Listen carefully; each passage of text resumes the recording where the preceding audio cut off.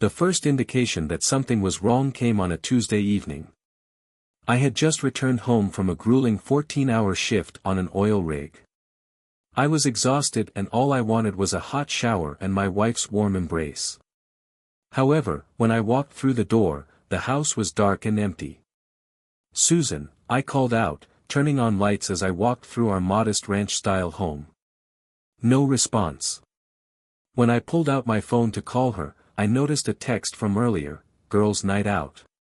Do not wait. XO." I frowned and threw my phone onto the kitchen counter with more force than necessary. This was the third girls' night this month. When did Susan become so popular? And on a Tuesday, no less. I shook off the nagging feeling in my stomach, grabbed a beer from the refrigerator, and collapsed on the couch. That's fine, I told myself. She can have a social life. Just because I work long hours doesn't mean she has to stay at home waiting for me. But the days turned into weeks. That nagging feeling intensified into a gnawing anxiety I couldn't shake. Susan became more distant, spending less time at home and offering vague explanations for her frequent absences. When we were together, she appeared distracted, often staring at her phone with a small smile on her lips. I tried to dismiss it as paranoia. After all, I'd never been a jealous person.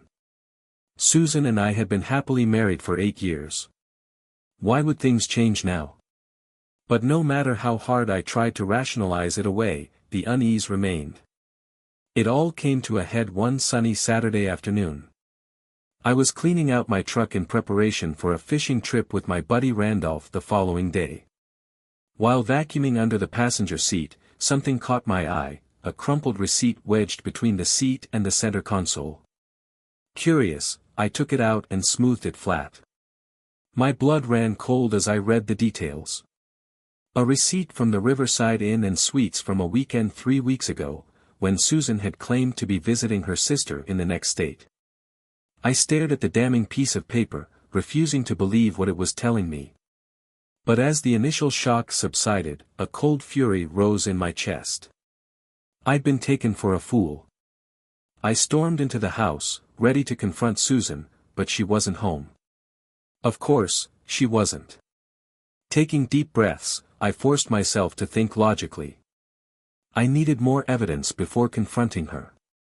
If she was deceiving me, I hoped I was mistaken. But I needed to be wise about this. I called Randolph, my voice tight as I explained the situation. "I need your help, man," I said. "I think Susan has been lying to me, and I need to know for sure." Randolph let out a low whistle. "Jason, that's heavy. What do you need?" "You're the tech whiz," I said. "Is there any way I can track her phone or see who she's been talking to?" There was a pause at the other end of the line. "Are you sure about this, Jay? Once you go down this road." I cut him off. "I need to know the truth, Randolph. Whatever it is." He exhaled. "All right, man.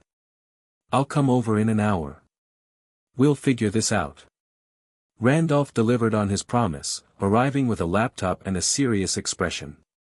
He helped me install spyware on Susan's phone while she was out running errands. It didn't feel right, invasive even, but I suppressed the guilt. If she had nothing to hide, she had nothing to worry about. The following few days were torturous. At work, I went through the motions, constantly thinking about what might be on Susan's phone. Each night, I'd lock myself in my home office and go over the information Randolph's program had gathered. At first, there was nothing too incriminating, just texts and phone calls from a number I didn't recognize. Then came the photographs, intimate shots, clearly not intended for my eyes. Finally, the smoking gun, a voice message from Susan to someone named Clive Adams. "I miss you already," Susan's voice came through the computer speakers. "Last night was amazing. I can't wait to see you again." I sat stunned, the gravity of her betrayal washing over me. It wasn't a one-time fling or mistake. She was in love with this man. How long had this been going on? How many times had she lied to me, kissed me goodbye, and then run into his arms? The rage that had been simmering for days finally erupted. I slammed my fist against the desk, the sharp pain in my hand nothing compared to the pain in my chest. I don't remember much of what followed. I know I drank a lot. I'm sure I broke things in my office, smashing picture frames and hurling books. And I'm sure Susan knew something was wrong when she came home that night and found me sitting in the dark living room with a tumbler of whiskey in my hand. "Jason?" she asked hesitantly, flicking on the light. "What's wrong? Why are you sitting in the dark?" I looked up at her, taking in the woman I thought I knew. She was beautiful.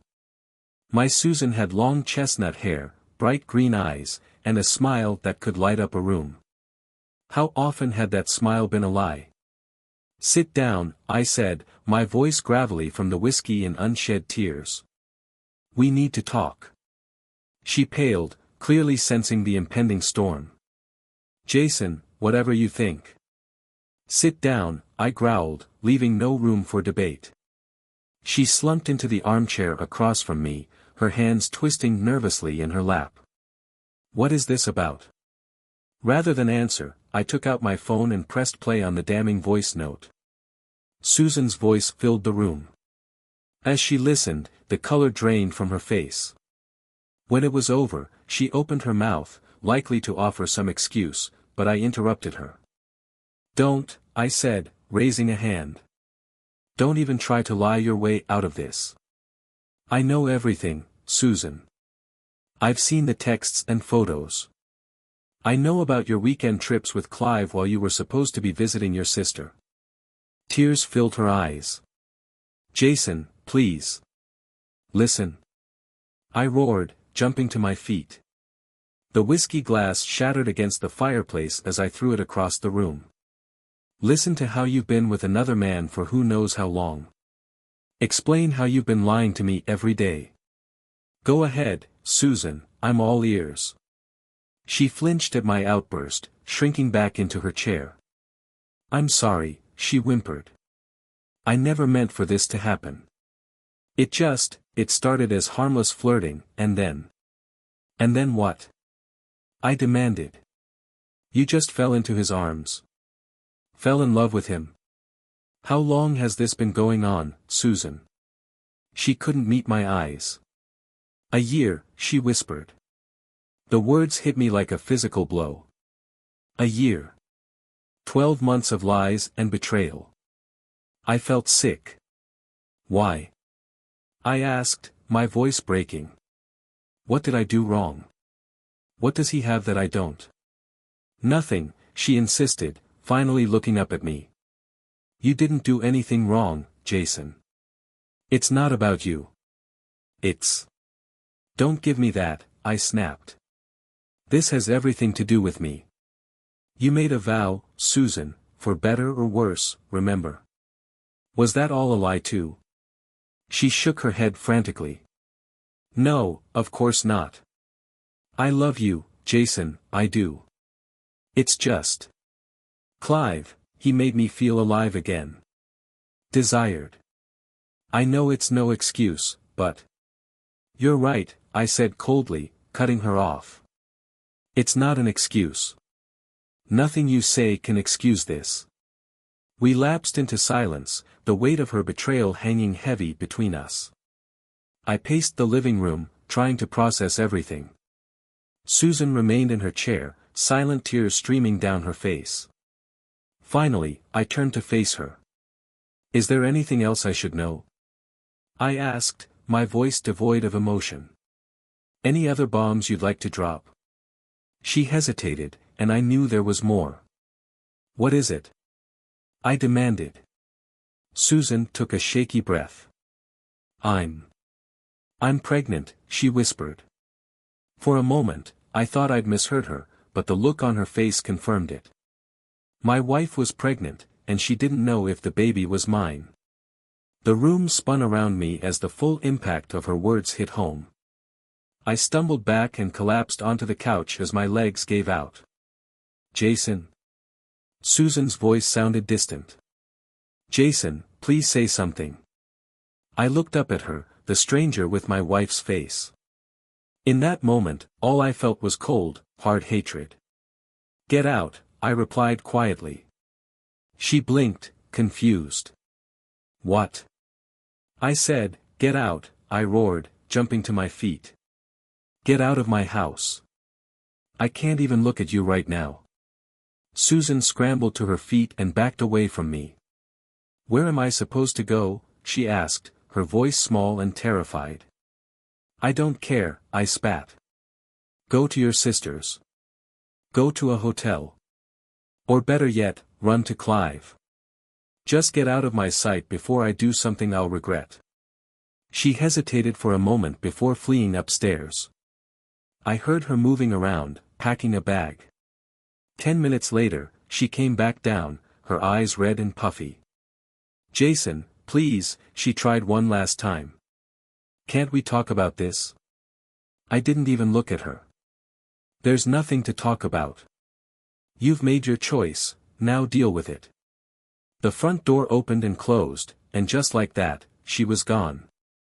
I stood there in the silence of our once happy home, feeling as if my entire world had just collapsed. As the adrenaline from the confrontation wore off, exhaustion hit me like a freight train. I walked upstairs to our bedroom, my bedroom now, I supposed, and collapsed onto the bed. Sleep came slowly, but when it did, it was accompanied by nightmares of Susan in the arms of another man. The next few days were a blur of anger, pain, and far too much whiskey. I called in sick at work, unable to face the idea of pretending everything was normal. Instead, I hid in my house, ignoring calls and texts from concerned friends and family.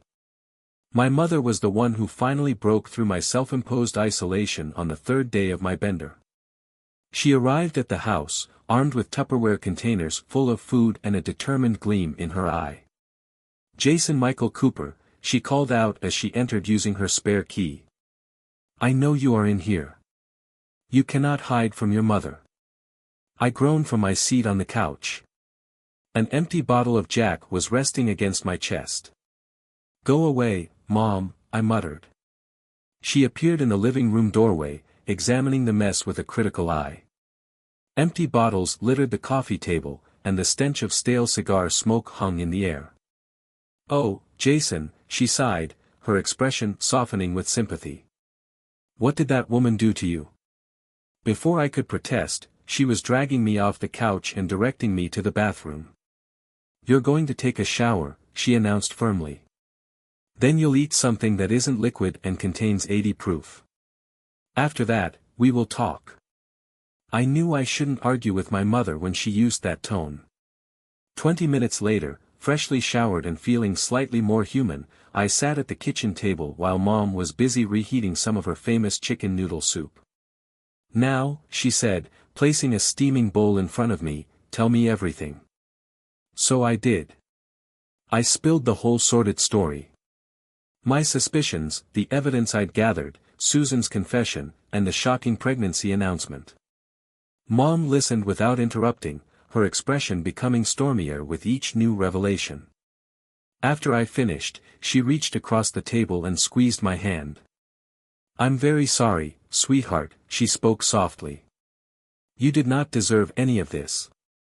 What am I going to do, Mom? I inquired, hating how small and weak my voice sounded. How can I just move on from this? She was silent for a moment. Take it one day at a time, she said finally. And remember, you are not alone in this. You've got me. You've got friends. We'll get you through this. As if on cue, there was a knock on the door. Mom proceeded to answer it, returning a moment later accompanied by Shelley, Susan's mother. I tensed, expecting a fight, but Shelley marched right up to me and wrapped me in a fierce hug. I'm so sorry, she said, her voice full of emotion. I'm not sure where I went wrong with that girl, but please believe me when I say I never raised her to act like this. I awkwardly patted her back, unsure of how to react. When she backed away, her eyes blazed with righteous fury. I have half a mind to drive over to my sister's and drag Susan back here by her hair, she declared. Make her face the consequences of her actions. Shelley, my mother said in warning, that won't help anyone right now. Shelley deflated slightly. You're right, of course. I can't believe she'd do this to a good man like Jason for some homewrecker. I cleared my throat, uneasy about the direction the conversation was taking. Have you spoken to Susan? I asked hesitantly. Shelley's face darkened. Oh, I've spoken to her, all right. That girl is lucky I didn't tell her to hide like I did when she was younger, pregnant or not. In my opinion, she is still young enough to benefit from a good talking to. Despite everything, I felt a small smile forming on my lips. Shelley had always been a force of nature, and it was strangely reassuring to know that some things hadn't changed. Another knock on the door interrupted the conversation. This time, Randolph appeared, concerned and slightly out of breath. Sorry for barging in, he said as he entered the kitchen. I've been trying to reach you for days, man. You okay? I nodded. I'm surviving, I said. Thanks for stopping by. Randolph sat down and nodded respectfully to my mother and Shelley.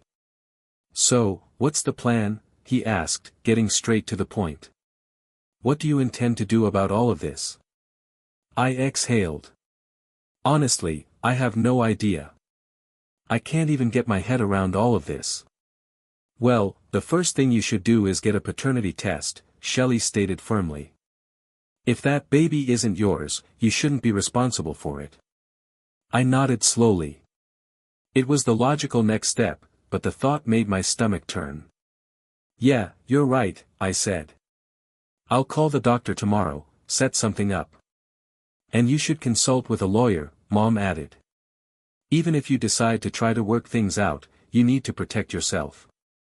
I hadn't even considered reconciliation. The mere suggestion of it sparked a new wave of rage within me. There's nothing to work out, I stated coldly. She made her decision. Now she can deal with the consequences.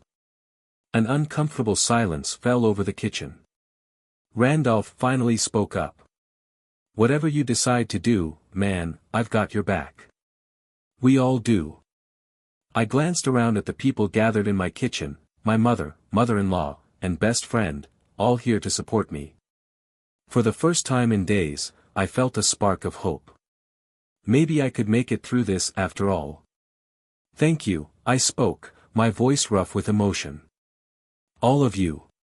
I'm not sure what I'd do without you. Over the next few days, with the help of my impromptu team, I began to pull myself together. Mom practically moved in, ensuring I ate and took care of myself. Randolph helped me gather and organize all of our evidence for the lawyer. Shelley, bless her, took it upon herself to interfere with Susan, answering her calls and trying to keep her at bay. A week after the confrontation, I found myself sitting in a sterile doctor's office, waiting for the results of the paternity test. Susan sat across the room, pale and drawn. We hadn't spoken since she arrived. The doctor had a somber expression on his face, and my heart dropped before he even opened his mouth. Mr. Cooper, he began gently, I'm afraid the test results indicate that you are not the biological father of Mrs. Cooper's child. Despite my suspicions, the word struck me like a physical blow. Hearing it confirmed made it more real than it had been before. I closed my eyes, fighting back the nausea that threatened to overtake me. Across the room, Susan let out a choked cry. Jason, she pleaded. Jason, please look at me. I opened my eyes and fixed her with a cold stare. What do you want me to say, Susan? Congratulations. I hope you and Clive are very happy together. She flinched as if I had slapped her. It isn't like that, she insisted. Jason, I made a horrible mistake, but I do love you. We can work through this. Please give me another chance. I laughed, a harsh, bitter sound that surprised even me. Another chance? Are you kidding me? You threw away 8 years of marriage for a fling with some rich guy, and now you're expecting his child. There are no more chances, Susan. We're done. Without saying anything else, I stood up and walked out of the office, ignoring Susan's tearful pleas behind me. I made it to my truck before the shock subsided and anger erupted in a roar of frustration. I slammed my fist into the steering wheel repeatedly until the pain in my hand matched the agony in my chest. I don't remember the drive home. The next thing I knew, I was sitting in my living room, a bottle of whiskey in hand, staring at the wall of photos that documented our life together. 8 years of memories, each tainted by her betrayal. In a fit of rage, I stood up and started tearing the photos off the wall, smashing frames and ripping up images of our happy, oblivious faces. By the time I was finished, the floor was littered with broken glass and torn paper, a fitting metaphor for the breakdown of my marriage. Randolph found me slumped on the floor, surrounded by debris, the now empty whiskey bottle dangling from my fingers. "Jesus, Jay," he muttered, carefully stepping through the chaos. "Come on, man, let's get you cleaned up." As he helped me to my feet, I looked at him blearily.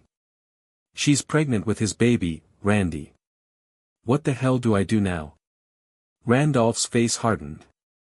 "You're going to pull yourself together," he stated firmly. "And then we're going to make sure that woman and her lover pay for what they did to you." His words cut through the alcohol-induced haze, sparking something dangerous within me. "You're right," I said, my voice low and determined. "No more feeling sorry for myself. It's time to fight back." The next morning, nursing a killer hangover but fueled by a renewed determination, I met Randolph at a small diner on the outskirts of town.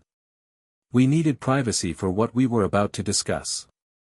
"All right," I said, once we'd ordered coffee and made sure no one was listening in. "What do we know about Clive Adams?" Randolph took out his laptop, his fingers flying across the keyboard. "I did some digging," he said. "Clive Adams, 42 years old, CEO of Adams Enterprises, a real estate development company. He's got a reputation as a bit of a playboy, but nothing concrete has ever stuck to him." I scowled. "So he makes a habit of seducing married women?" Randolph nodded. "Looks like it. Over the last 5 years, I've found at least 3 other women in similar situations. He wines and dines them, convinces them to leave their husbands, and then, well, let's just say things don't end well for the women." My hands clenched into fists. "That guy is going to pay for this. Both of them will." "I'm with you, man," Randolph said. "But we need to be smart about this. Clive's got money and connections. We can't just go after him directly." I nodded, forcing myself to think rationally. "You're right. We need more information. More evidence." For the next few hours, we pored over everything Randolph had managed to dig up on Clive Adams: bank records, business dealings, social media posts, anything that might give us an edge. As we were wrapping up, my phone buzzed with a text from an unknown number. I opened it, my eyebrows raising as I read the message. "What is it?" Randolph asked, noticing my expression. I showed him the phone. "It's from someone named Clifton Loomis. Says he's a journalist and wants to talk to me about Clive Adams." Randolph frowned. "You think it's legit?" I shrugged. "Only one way to find out." I called the number, and a gruff voice answered. "Clifton Loomis here. This is Jason Cooper," I said. "You wanted to talk about Clive Adams?" There was a pause on the other end of the line. "Not over the phone," Loomis said finally. "Meet me at the Blue Moon Cafe in an hour. Come alone." The line went dead before I could respond. I looked at Randolph, who nodded. "Go," he said. "I'll keep digging. But be careful, man. We don't know who this guy is or what he wants." An hour later, I was sitting in a booth at the Blue Moon Cafe, nursing a cup of coffee and trying not to appear as nervous as I felt. A man in his mid-50s slid into the seat across from me, salt and pepper hair and the look of someone who had seen his fair share of hard times. Jason Cooper, he asked, his tone matching the one I'd heard on the phone. I nodded. Clifton Loomis, I presume. He grunted in agreement, then leaned forward, his voice low. I hear you've got a beef with Clive Adams. I tensed. How do you know about that? Loomis smirked. I'm a journalist, kid. It's my job to know things. I've been tracking Adams for years, trying to nail him, but he's elusive, always a step ahead. So why come to me? I asked, still wary. Because you've got something I need, Loomis said. A personal experience, a first-hand account of how Adams operates. And I'm guessing you want something too, revenge. I studied him for a long moment, weighing my options. Eventually, I nodded. Okay. I'm listening. What's your proposal? Loomis laid out his plan to expose Clive's operations, not just his affairs but also some of his shadier business deals. All he needed was my story to tie everything together. I can't promise it'll fix everything, Loomis said, but it'll certainly make Clive's life difficult. Might even bring him down for good. I thought about Susan, the baby she was carrying, and the life I'd thought we had together. Then I thought of Clive Adams, smug and self-assured, believing he could do whatever he wanted without consequences. I'm in, I said, my voice hard and determined. Let's take him down. Loomis, Randolph, and I worked tirelessly for the next several weeks to gather evidence and build our case against Clive Adams. What we uncovered was disturbing, to say the least. Not only were there affairs, but there was also financial fraud, intimidation tactics, and hints of violence against women who threatened to expose him. Susan tried to contact me several times, calling, texting, even showing up at my house once or twice. Each time, I shut her down completely.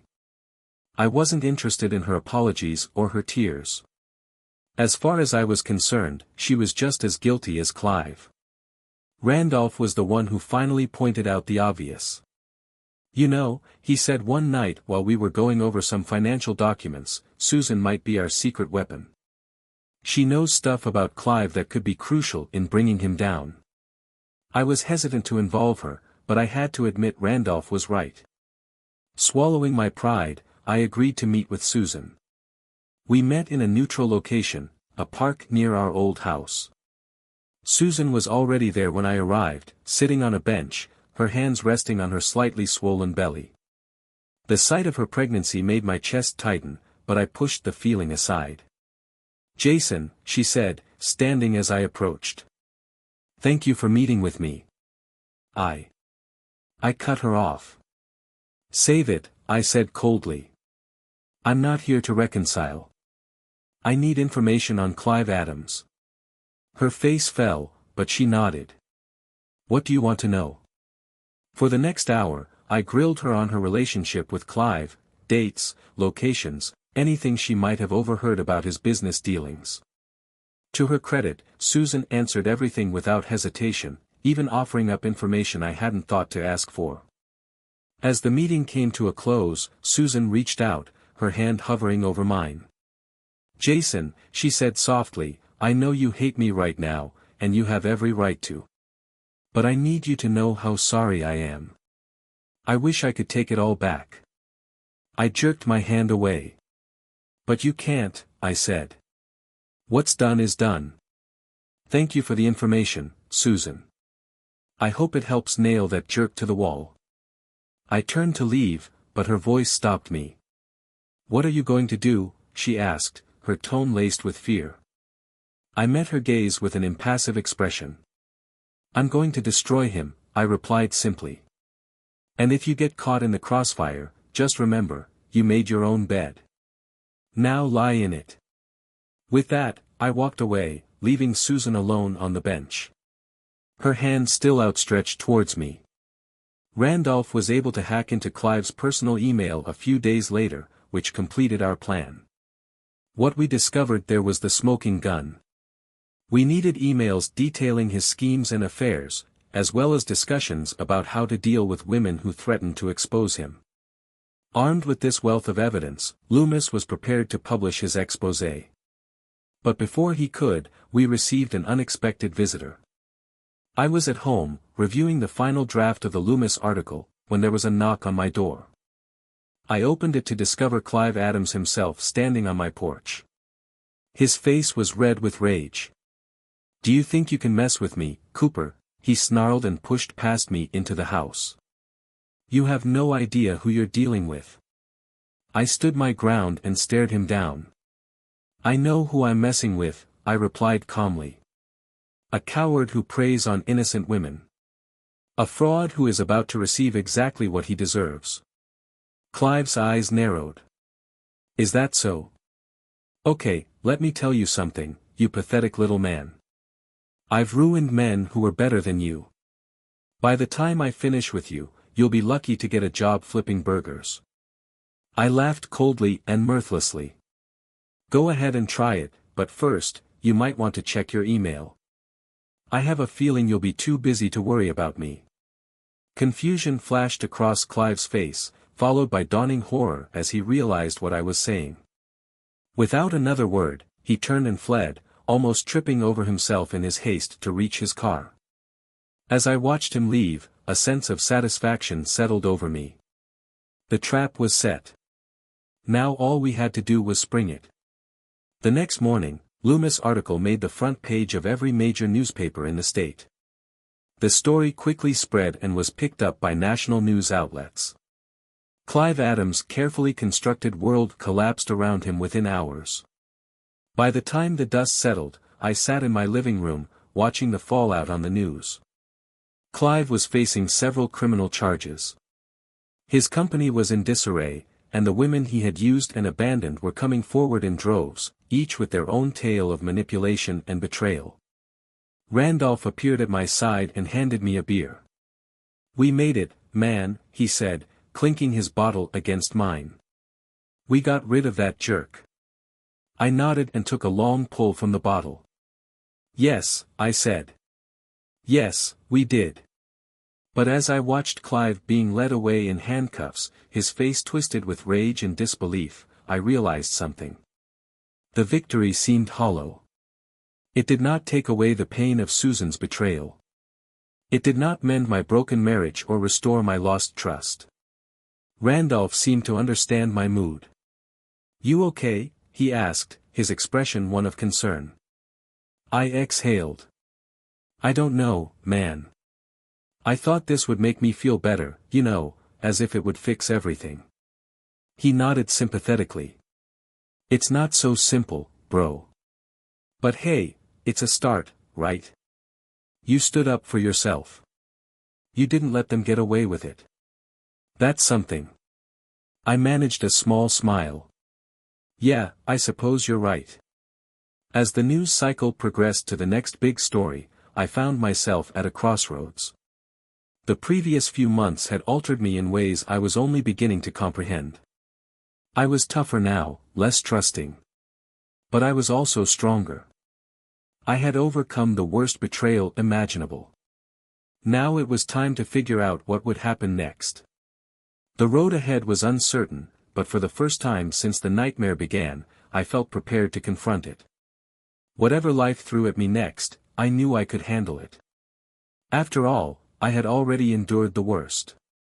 Everything else was merely details. Clifton's article appeared on newsstands that morning. I awoke to the sound of my phone buzzing constantly. Bleary-eyed, I fumbled for it, squinting at the screen. There were dozens of missed calls and messages. "What the hell?" I muttered, opening the first message, which was a link to an online news article. The headline caused my heart to race: Clive Adams, tech mogul, exposed in web of deception, fraud, and intimidation. "Holy," I muttered, frantically scrolling through the article. Everything was laid out in black and white.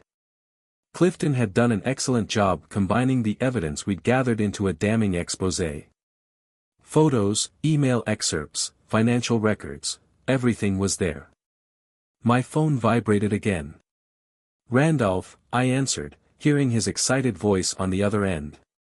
"Jay, that jerk is going down. We did it. A smile appeared on my face. Yeah, we did. As the day progressed, the story exploded. Every news channel, website, and radio station seemed to be focused solely on Clive Adams and his spectacular fall from grace. Around noon, the doorbell rang. I opened it and saw Clifton standing there, haggard but triumphant. "We've created quite a storm," he remarked in greeting. I nodded and ushered him inside. "This is one way to put it. Come inside. Have a beer, you seem like you could use one." We sat in my living room, the TV muted in the background as commentators debated every aspect of the scandal. "So," I said, grabbing a beer, "what does the fallout look like?" Clifton's eyes gleamed. "It's beautiful, kid. Adams Enterprises stock is in freefall. Half of his board has already resigned. And get this, his wife filed for divorce this morning." "Wow," I said, still trying to process everything. Clifton nodded. "Yep, she must have known about some of his indiscretions for years, but this was the final nail in the coffin." I leaned back, taking it all in. "Any word from the man himself?" "So far, radio silence," Clifton replied. "But my sources say he's holed up with his lawyers, figuring out how to save himself." "Good luck with that," I muttered. Just then, my phone rang, an unknown number. I answered with trepidation. "Hello? You think you're clever?" Clive's voice, tight with barely controlled rage, came through the speaker. "You and your hacker journalist friend." I put my phone on speaker, exchanging a glance with Clifton. "I'm not sure what you're talking about, Clive," I said calmly. "Don't play dumb with me, you little." He snarled. "I know you're behind this. You've made a huge mistake, Cooper. I'm going to destroy you." I laughed harshly. "Destroy me? Clive, your reputation is in ruins. Your company is failing. Face it, you're done. You don't know who you're dealing with." Clive hissed. "I still have friends in high places. When I'm done with you, you'll be lucky to land a job flipping burgers." "Bring it," I growled. "I'm not afraid of you, Clive. You're nothing but a bully and a coward, and now the whole world knows." I hung up, my hand shaking slightly as I placed the phone down. Clifton whistled softly. "Well, that was intense. You okay?" I nodded and took a deep breath. "Yeah, I'm good. It's all becoming real, you know." He clapped my shoulder. "I get it. But listen, kid, you did well. We exposed a predator. Whatever happens next, remember that." As if on cue, my phone vibrated with a text message from my boss at the drilling company, *, "I need to see you at my office tomorrow morning. Urgent, *. I showed Clifton the message. A sinking feeling settled in my stomach. "Clive's claim about having friends in high places might be real," I said. Clifton's face hardened. "You knew this might happen. Are you ready for it?" I squared my shoulders. "Bring it on. I'd rather flip burgers with a clear conscience than work for people on Clive's payroll." The next morning, I walked into my boss's office, my head held high. "Sit down, Jason," he said, not meeting my gaze. "I'll stand, thanks," I replied, remaining on my feet. "What is this about, Frank?" He exhaled, finally looking up at me. "You know what it's about, this mess with Clive Adams. The company's getting a lot of heat, Jason. Investors are nervous. We have to distance ourselves." "Are you suspending me?" I asked flatly. Frank nodded, visibly uncomfortable. "Just until it all blows over. It's not personal, you understand. It's just business." I laughed bitterly. "Nothing personal. I exposed a predator and a fraud, and I'm the one being punished. That's quite the message you're sending, Frank." "Jason, please," he pleaded. My hands are tied here. Adams still has a lot of influence in this industry.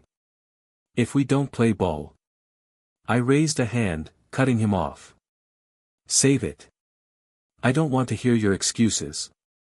I took a USB drive from my pocket and tossed it onto his desk.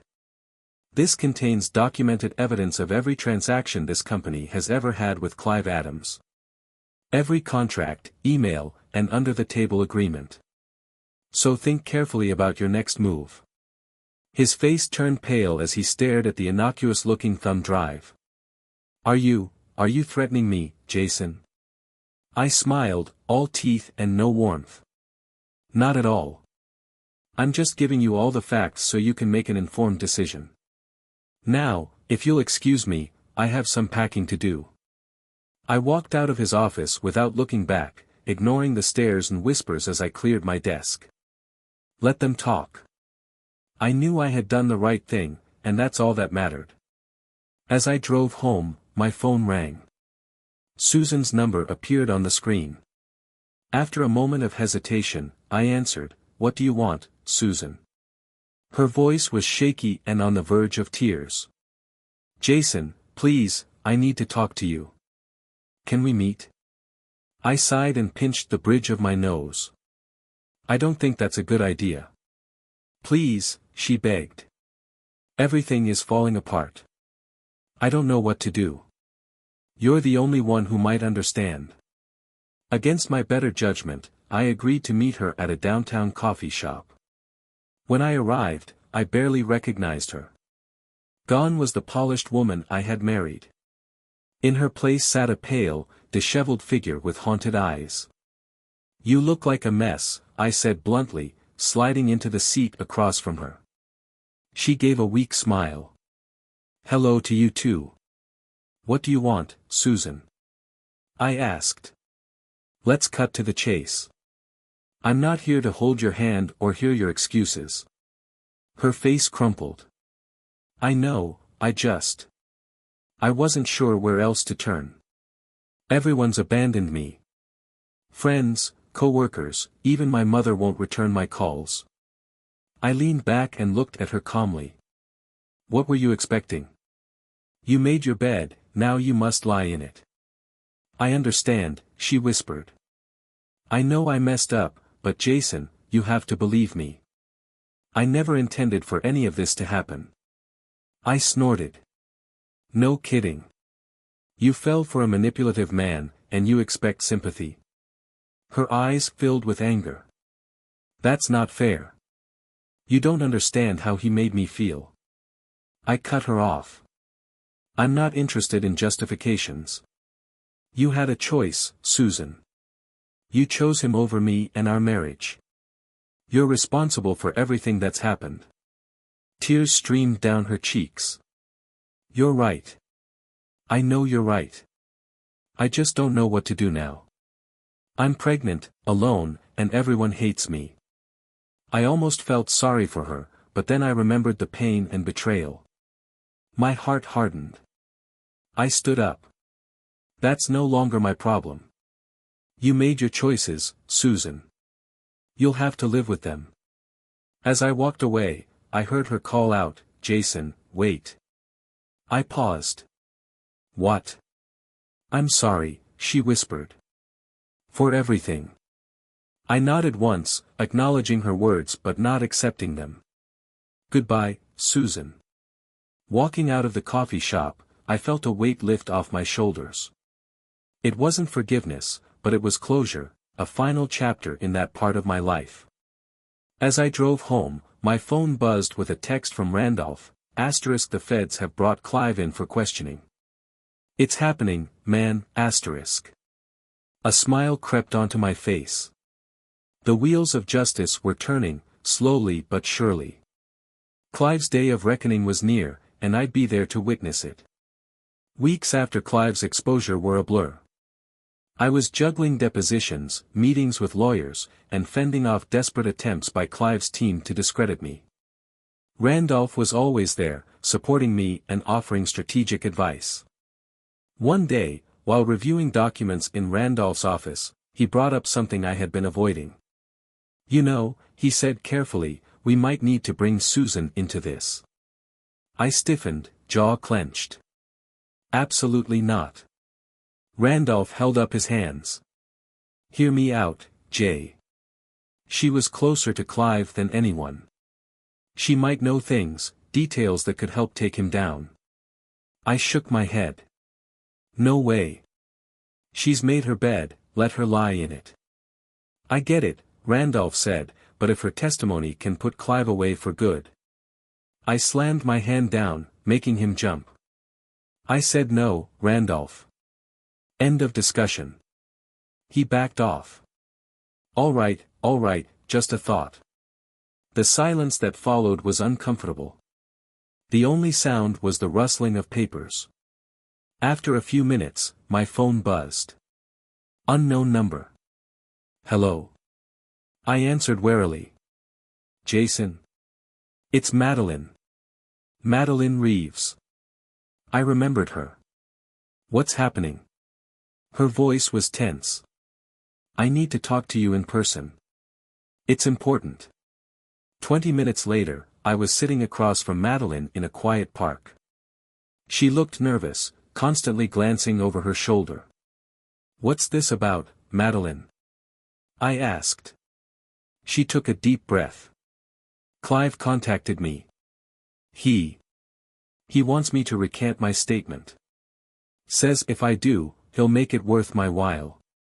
My blood ran cold. He's trying to buy you off. She nodded, her voice shaky.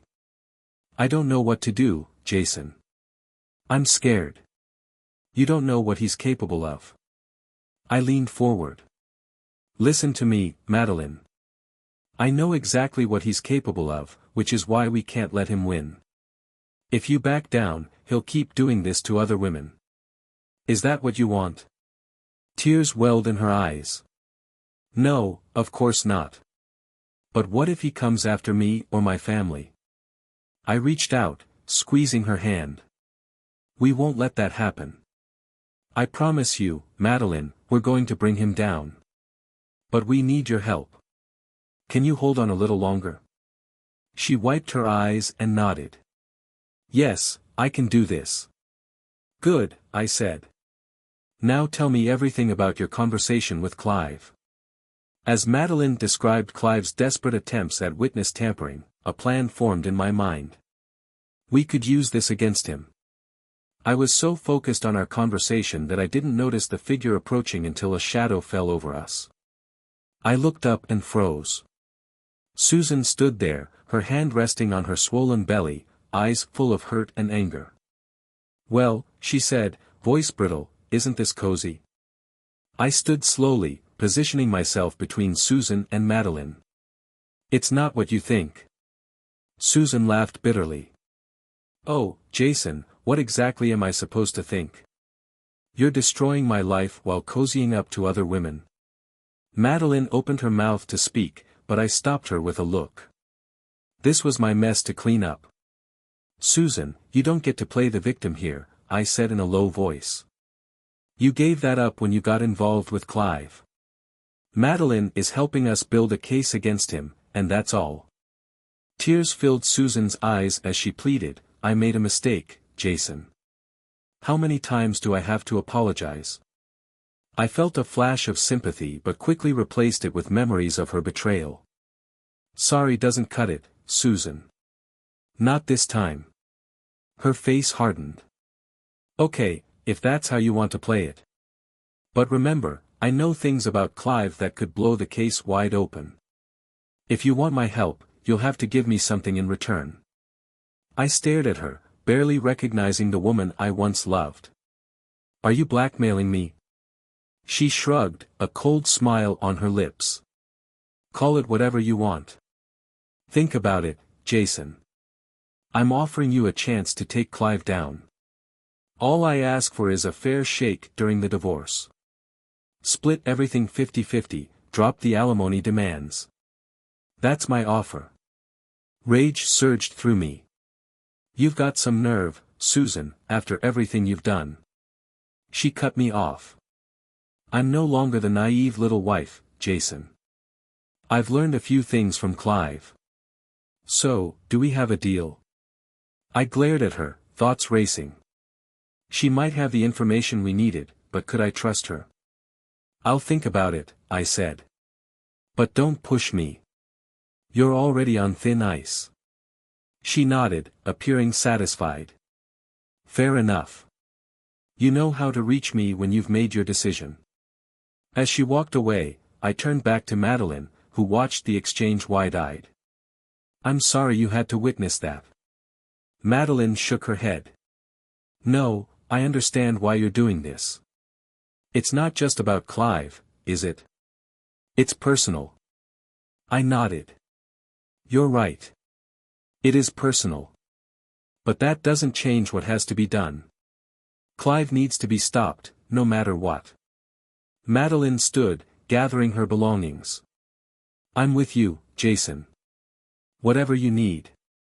As I watched her leave, my mind raced. Susan's offer was dangerous, but it could be the key to taking Clive down. Back at Randolph's, I filled him in on everything. He let out a low whistle. Man, that's a lot to process. What are you thinking? I paced the room. I don't know. Susan's offer could change everything, but can we trust her? Randolph shook his head emphatically. Hell no. She's proven she can't be trusted. But maybe we can use her. Play her game, but on our terms. A plan formed in my mind. You're right. We'll make her think we're playing along, but we'll be ready for any double cross. For the next few days, we carefully orchestrated our approach. I agreed to meet Susan to discuss her terms. We met at a neutral location, a lawyer's office. When I arrived, Susan was already there, looking composed but nervous. Our lawyer, Hugo Jacobs, sat at the head of the table, expression impassive. Let's get down to business, I said, taking a seat. You said you have information that could help our case against Clive. I'm listening. Susan leaned forward. Clive's involved in some shady business deals. Money laundering, insider trading, you name it. I've seen documents. I can prove it. I exchanged a glance with Hugo, who nodded. All right, I said carefully. And in exchange, you want a fair divorce settlement. Is that all?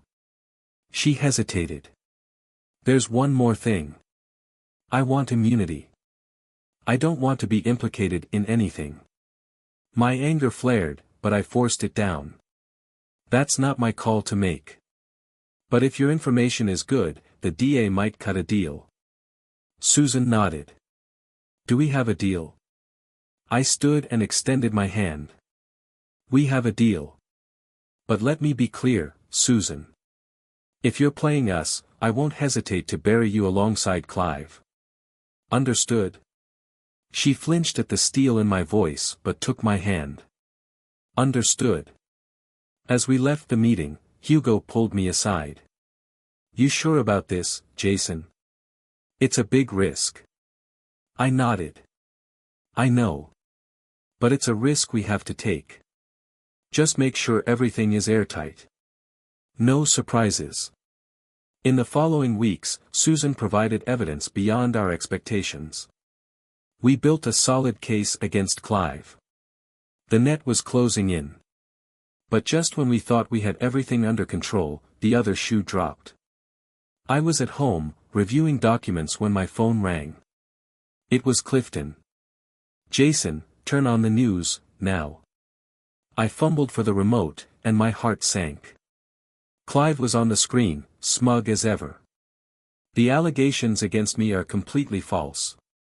This is a smear campaign orchestrated by a disgruntled former employee and his unstable wife. I swore loudly. How the hell did this happen? Don't know, Clifton said. But we need to regroup.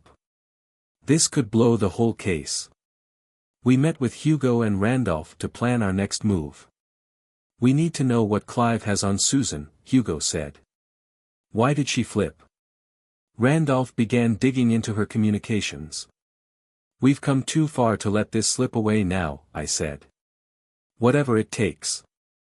Little did I know that the missing piece would be revealed in the most unexpected way. The courtroom was packed and the air was thick with tension. I sat at the plaintiff's table. Hugo remained by my side as we waited for the proceedings to begin. Clive sat across the aisle with his high-priced lawyers, looking smug and confident as the judge called the court into order. I couldn't help but glance at Susan sitting in the gallery. Our gazes met briefly, and I was surprised to see fear in her eyes. Not fear of being exposed as a liar, but something deeper, more primal. The trial began with each side presenting their opening arguments. Hugo was masterful, presenting our case with precision and passion. But Clive had a good lawyer too, spinning a tale of conspiracy and false accusations. The jury seemed unsure. Then came the moment we dreaded. Susan was called to the stand. As she was sworn in, I leaned over to Hugo. "This is it," I whispered. "If she sticks to her retracted statement, we're done." Hugo nodded. "Let's hope your ex-wife has a crisis of conscience." Clive's lawyer approached Susan with a predatory smile. "Mrs. Cooper, please tell the court about your relationship with Mr. Adams." Susan's voice was barely audible as she began. "Clive and I had an affair. It lasted about a year. And did Mr. Adams ever force you to do something you didn't want to do?" Susan hesitated, her gaze darting to Clive and then to me. "No," she finally said. "Everything was voluntary." I felt my heart sink. She was following the script, as we feared. "Mrs. Cooper," Clive's lawyer pressed, "in your initial statement, you claimed Mr. Adams coerced you into the affair by threatening your husband's career. Do you stand by that statement?" The courtroom held its breath. Susan looked ill. Then, suddenly, she burst into tears. "I can't do this anymore. I can't keep lying." The judge banged his gavel. "Order. Order in the courtroom." Susan looked directly at me, her eyes filled with fear and determination. "Jason, I'm sorry. I should have told you the truth from the start." My mind raced. "What truth?" "Mrs. Cooper," the judge said sternly. "If you have anything to say, address the court." Susan took a deep breath. "Your Honor, I want to change my testimony. The truth is, Clive Adams coerced me into the affair. But the threats weren't just about Jason's career. He threatened to expose financial irregularities at my company. I helped cover them up." The courtroom erupted into chaos. Clive's face turned a deep shade of red as he yelled at his lawyers. The judge banged his gavel again. I sat there stunned. Susan had done something illegal. Hugo grabbed my arm. "This changes everything. If we can corroborate her story." But I barely listened. My focus was on Susan as she continued, recounting tales of fraud, blackmail, and manipulation. Clive had been aware of the discrepancies in the company's books, and he had threatened to expose her if she didn't comply. Susan spoke louder now, gaining confidence. "It started with information about the company, but then he wanted more." I felt a flood of emotions, anger at Susan for her lies, disgust at Clive's manipulations, and reluctant admiration for her bravery in coming clean. Clive's lawyer stood up. "Your Honor, this is hearsay. We have no proof of these threats or irregularities." But Susan wasn't finished. "There's proof," she said firmly. "I kept records, emails, phone recordings. I was afraid one day Clive would turn on me, so I protected myself." The judge looked at Susan. "Mrs. Cooper, would you be willing to turn over these records?" Susan nodded. "Yes, Your Honor. They're in a safe deposit box. I can retrieve them within an hour." The judge called a recess to review the new evidence. I sat there, my mind spinning.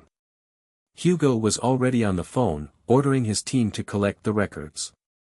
Randolph slid into the seat next to me. "Holy cow, man," he whispered. Did you have any idea?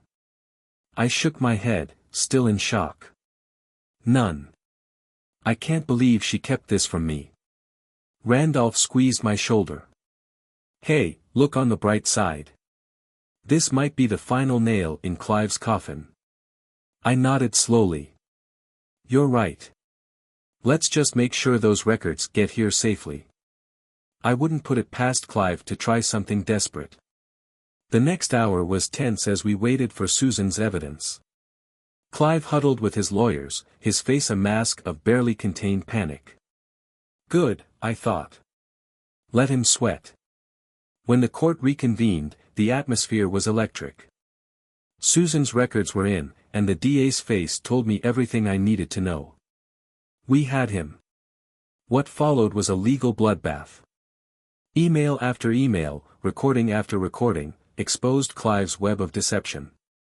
It wasn't just Susan, there were communications with other employees, part of a massive fraud and coercion scheme. I watched Clive's face pale with each new revelation. His lawyers looked unprepared for this turn of events. As the day progressed, the tide shifted decisively in our favor. The jury's expressions changed from doubt to outrage as they realized the full extent of Clive's crimes. Finally, the judge concluded the day's proceedings. As we filed out, I saw Clive being led away by his lawyers. For a moment, our gazes met. I saw something new in his eyes, fear. Outside, amid a sea of reporters, I felt a hand on my arm. It was Susan. Jason, she said softly. Can we talk? I hesitated, torn between anger and gratitude. Eventually, I nodded. Okay, but not here. We found a quiet corner away from the media. Susan looked exhausted, the weight of her lies finally lifted. I'm sorry, she began.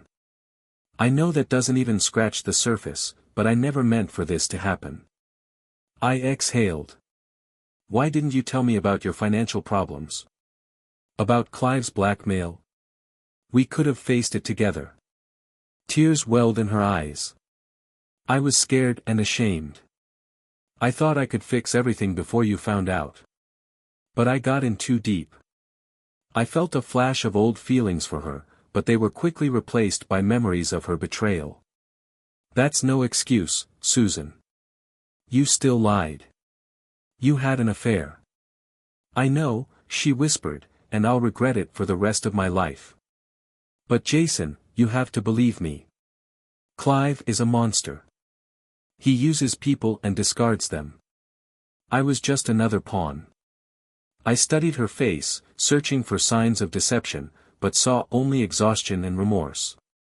Okay, I finally said. I believe you.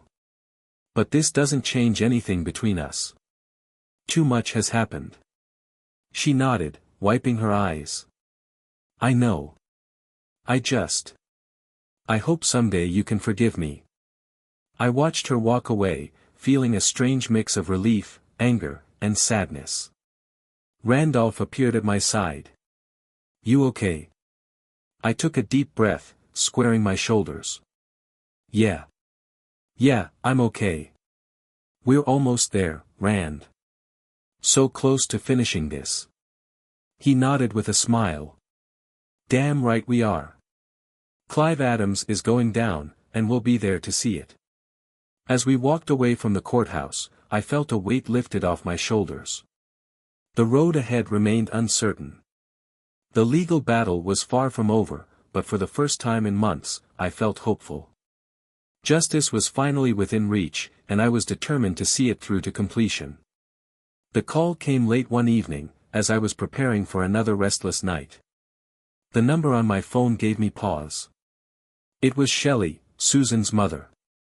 We hadn't spoken since the trial, and as I responded, I felt uneasy. Jason, it's Shelley. We need to talk. Can you meet me? Her voice was tight with tension, and I felt my guard rise immediately. What is this about, Shelley? Not over the phone. Please, Jason. It's important. 20 minutes later, I was settling into a booth at a quiet cafe on the outskirts of town. Shelley was already there, her hands wrapped around a steaming mug of coffee. Her eyes darted nervously around the empty room. "Thank you for coming," she said as I sat down. I didn't know who else to turn to. I studied her face, noticing the deep worry lines that had grown more pronounced. "What's going on, Shelley? Is it about Susan?" She nodded, her eyes filled with tears. "Jason, I've been such a fool. We all have." "What exactly are you talking about?" Shelley took a deep breath. Her voice dropped to a whisper. "Susan hasn't changed. All that remorse, everything during the trial, it was all a lie." I felt my jaw tighten, anger rising in my chest. "What do you mean, a lie?" "She's been playing us, Jason. All of us. The apologies, the tears, it was all to get a fair divorce settlement and distance herself from Clive's crimes." I leaned back, processing the information. Part of me wasn't even surprised. Susan's manipulative nature had become clearer over time. "How do you know this?" Shelley glanced around nervously again before leaning in closer. "Because she isn't alone. She's been seeing someone, Clive's brother, Jordan Adams." The name hit me like a punch. Jordan was known for being just as ruthless as Clive, if not more. "Are you sure?" I asked, my mind racing with the implications. Shelley nodded miserably. "I overheard them talking, Jason. They're planning something to do with you, I think. I believe they mean to hurt you." I sat back, my mind reeling. Just when I thought the nightmare was over, a new chapter was beginning. "Why are you telling me this, Shelley?" I asked, scanning her face. "Susan is your daughter." Tears streamed down her face. "Because I can't stand by and watch her destroy more lives. I should have spoken up sooner. I won't make that mistake again." I reached across the table and squeezed her hand. "Thank you for telling me, Shelley. I know it couldn't have been easy." She nodded and wiped her eyes. "Just take care, Jason. Susan and Jordan, they're dangerous. I'm scared of what they might do." As I left the cafe, my mind was already formulating plans. I needed to contact the authorities. I needed to protect myself. But first, I had to make a call. "Randolph, it's me. We have a problem." I updated him on what Shelley had told me. My voice was tight with tension. "Jesus Christ," Randolph swore. "Just when we thought it was over." "What's the plan, Jay?" "First, we contact the police. If Susan and Jordan are planning something, we need to get ahead of it." "Good call. I'll start digging into Jordan Adams. See what I can find. Be careful, man. These people are bad news." "I will. Trust me, I'm not taking any chances." The next morning, I found myself sitting across from Detective Simmons, the lead investigator on Clive's case. I laid out everything Shelley had told me. As I spoke, I watched Simmons' expression grow more serious. "This is serious, Mr. Cooper," he said once I'd finished. "We'll look into it right away. In the meantime, I'd advise you to be extra cautious. Maybe stay with a friend for a few days." I shook my head. "No, I'm not letting them chase me out of my own home. Just keep me updated, okay?" As I exited the police station, I couldn't shake the feeling that I was being watched. Every passing car and stranger on the street seemed suspicious. I quickened my pace, eager to get home. But as the days passed with no sign of Susan or Jordan, I began to wonder if Shelley had been mistaken. Maybe she'd misheard them. Maybe the threat wasn't real. The attack caught me completely off guard. I was walking to my car after a long night at work, my mind occupied with a challenging project. The parking lot was nearly empty, and the overhead lights cast long shadows on the ground. I heard the footsteps too late. As I turned, a fist connected with my jaw, sending me sprawling. "Hello, Jason.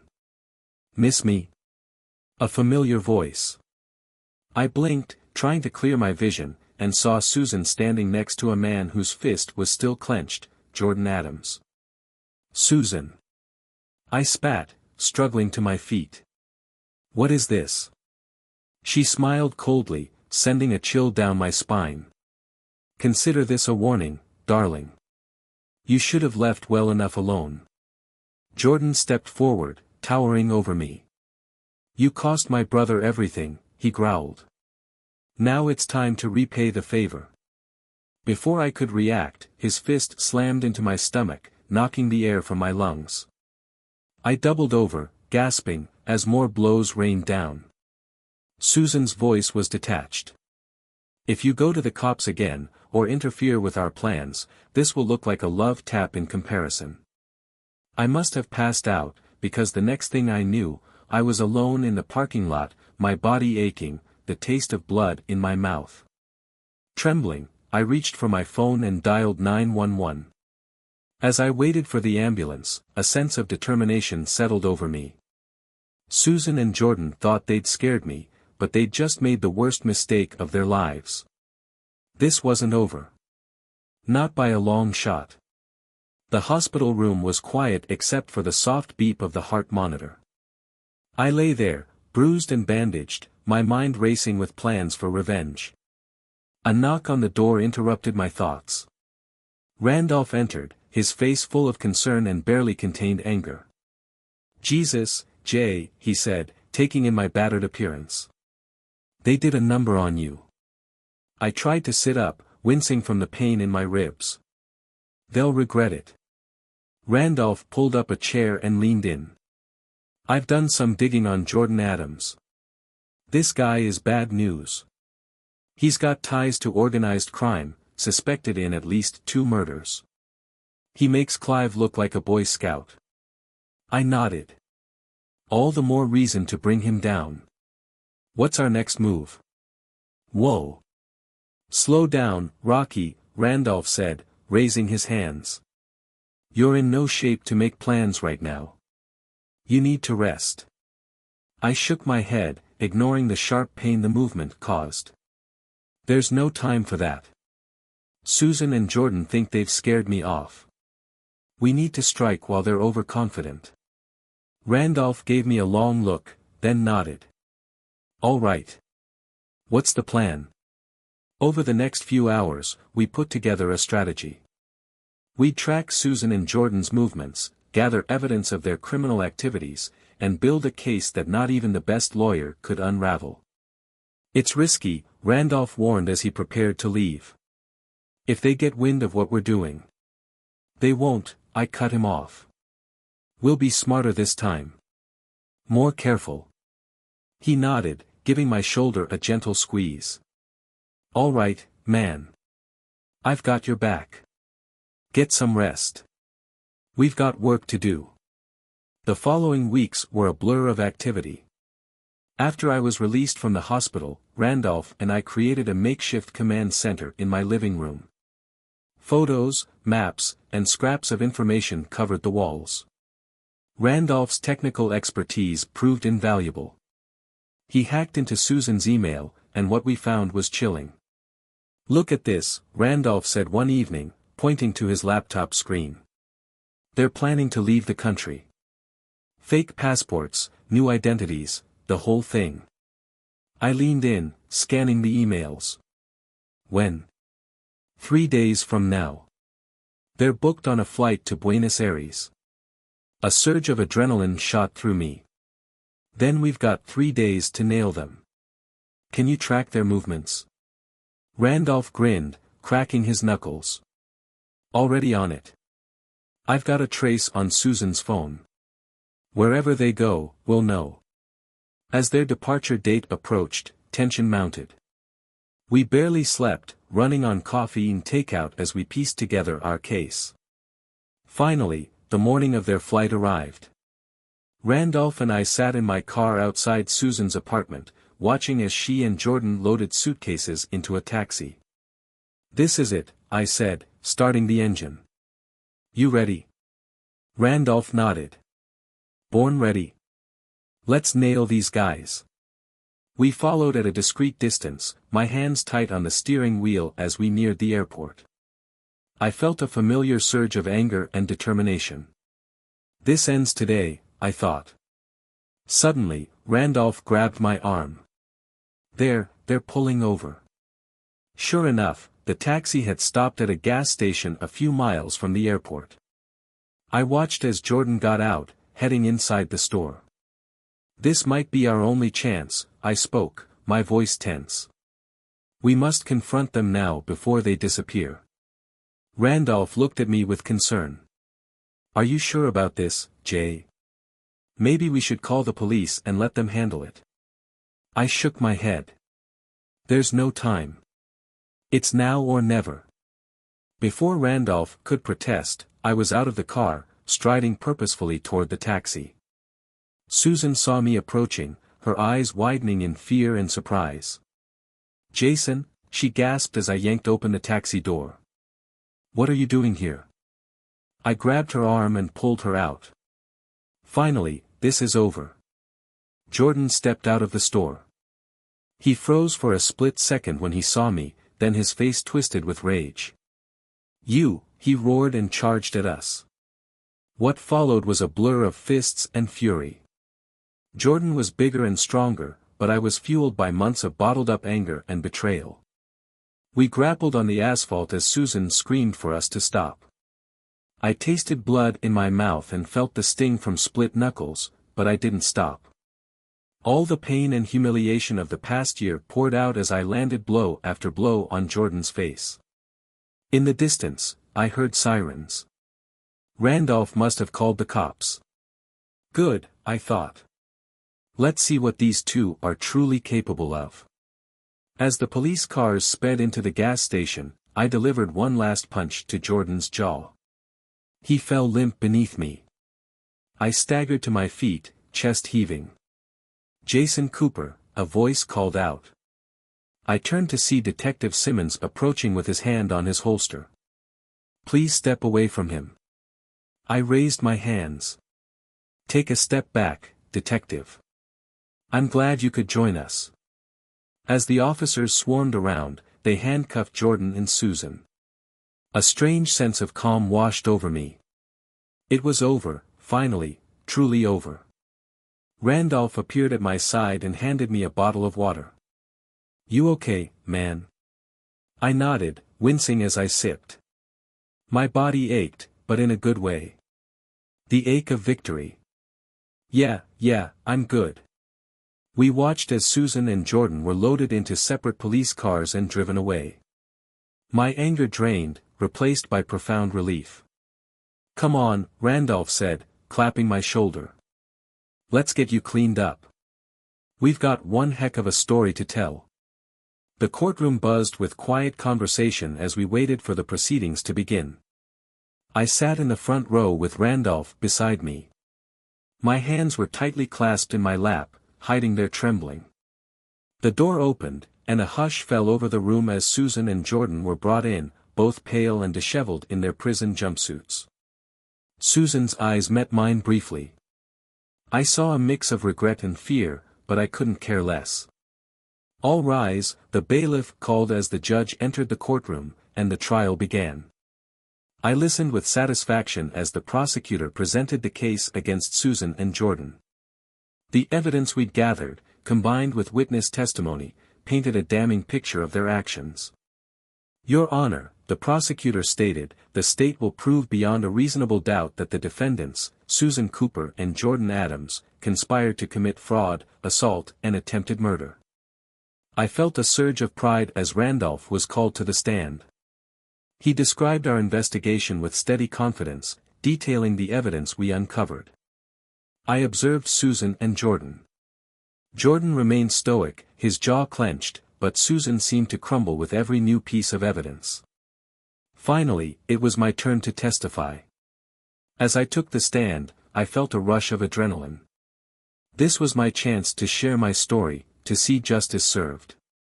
"Mr. Cooper," the prosecutor began, can you tell the court about the night you were assaulted? I took a deep breath, recounting the events of that night in the parking lot. I noticed Susan flinch, her eyes full of tears, but I felt no sympathy, only cold determination.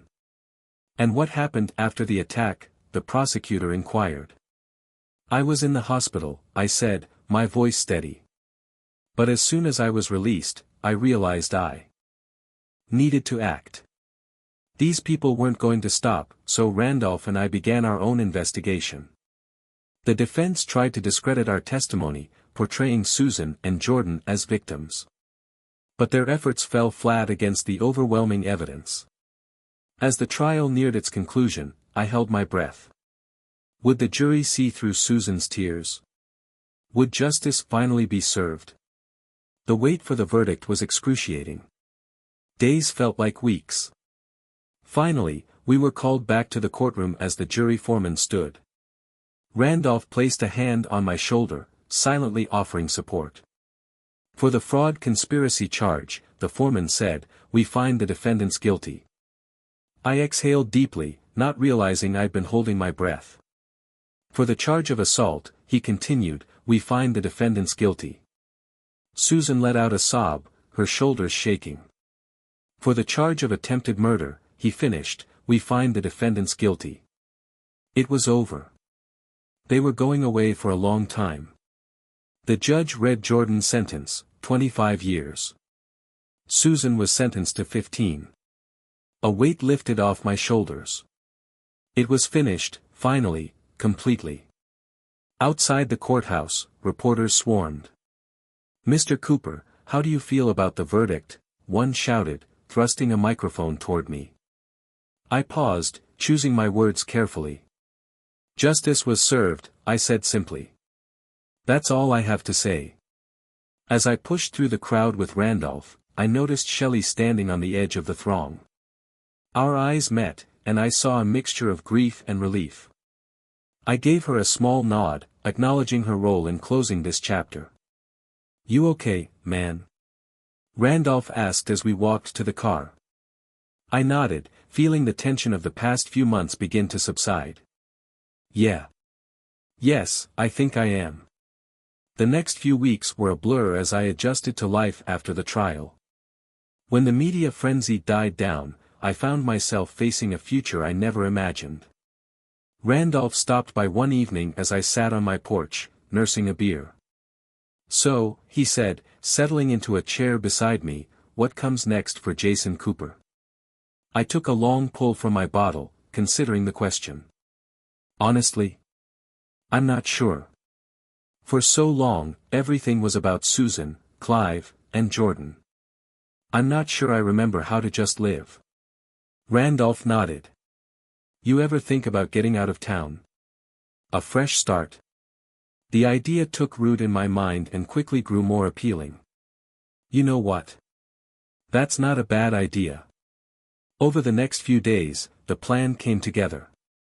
I decided to sell my home, quit my job, and relocate to a small coastal town a few hours away, a place where no one knew my name or my story. As I packed, I came across old photos of Susan and me from happier times. For a moment, I felt a pang, not regret, just sadness for what could have been. Then I remembered everything that had happened, and the feeling faded. I tossed the photos without a second glance. The day of my departure was bright and clear. Randolph came to see me off, helping me load the last of my boxes into the truck. You sure about this? He asked, standing in the now empty driveway. I nodded, feeling more confident than I had in months. Yeah, Randy. I need a fresh start. He pulled me into a bear hug. I'm going to miss you, man. Don't be a stranger, okay? I won't, I promised. And hey, come visit anytime. I hear the fishing's great down there. As I drove away, watching my old life fade in the rearview mirror, I felt a sense of possibility I hadn't felt in years. The road ahead was uncertain, but for the first time in a long time, I was excited about the journey. Weeks later, I stood on a cliff overlooking the ocean. The wind whipped through my hair, and the sunset painted the sky in brilliant oranges and pinks. As the waves crashed below, I felt my anger and bitterness fade. I thought of Susan, Clive, and Jordan, the pain and betrayal of the last year. But the memories no longer hurt me. They were just that, memories. As the last rays of sunlight disappeared, another chapter in my life came to a close. I smiled, feeling peace for the first time in what seemed like forever. The future stretched before me, full of possibilities, and I was ready to embrace whatever came next. I turned away from the ocean and walked back to my new home. My footsteps were light and purposeful. The old Jason Cooper, the man driven by pain and vengeance, was gone. In his place stood someone who had survived the storm and come out stronger.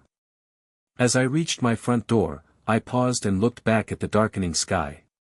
"Goodbye, Susan," I whispered, not with malice or regret, but with certainty.